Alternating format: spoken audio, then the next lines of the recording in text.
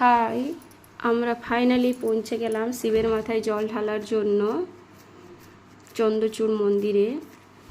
তো এটা ছিল সোমবারে, চতুর্থ সোমবার সেই দিনকেই আমরা গেছিলাম জল ঢালতে। আর এই দিকে দেখো পুজো সামগ্রিক আমরা কিছু কিনে নিচ্ছিলাম, তারপর আমরা বেরিয়ে পড়লাম হাঁটার রাস্তাতে। এখানে আমরা খালি পায়ে হাঁটছিলাম বলে ছেলেটা হাঁটতে না পেরে পাপ্পির কোলে চেপে পড়লো। তো যাই হোক, এইভাবেই আমরা যাচ্ছিলাম। আর ভিড় মানে অজস্র ভিড় ছিল, কিন্তু যে দিকটা ফাঁকা ছিল সেই রাস্তা দিয়েই আমরা যাচ্ছিলাম। তারপর এখানে দেখো দোকান বসেছে, প্রচুর দোকান, মেলা যাকে বলে মেলা আর কি, মেলার মতোই দোকান বসেছে চারিপাশে। এখানে অনেক মিষ্টি জাতীয় জিনিস বিক্রি হচ্ছিল।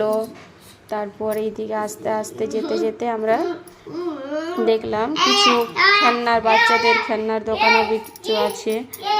যাই হোক, এইভাবে এগিয়ে এগিয়ে যেতে যেতে আমরা পৌঁছালাম মন্দিরের সামনে।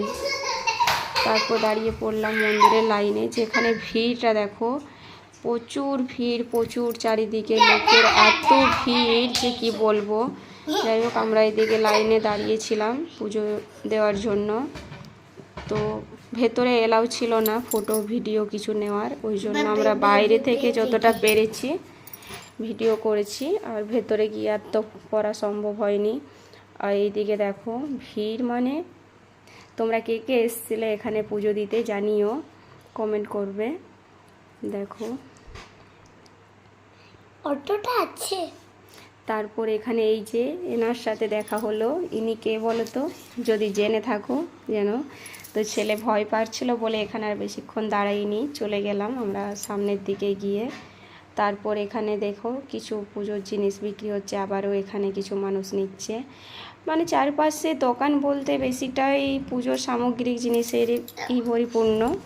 তারপর এখানে আমরা কয়েকটা ছবি তুলে নিলাম। ওই যে প্রথমেই বললাম ভেতরে ছবির এলাও ছিল না, ওই জন্য আমরা বাইরে কিছু ছবি তুলে নিলাম। দেখো শিবের মাথায় জল ঢালার জন্য যে ঘরটা নিয়েছিলাম সেই ঘরটা। আর এই মন্দিরটা দেখো, জাস্ট অসাধারণ অসাধারণ।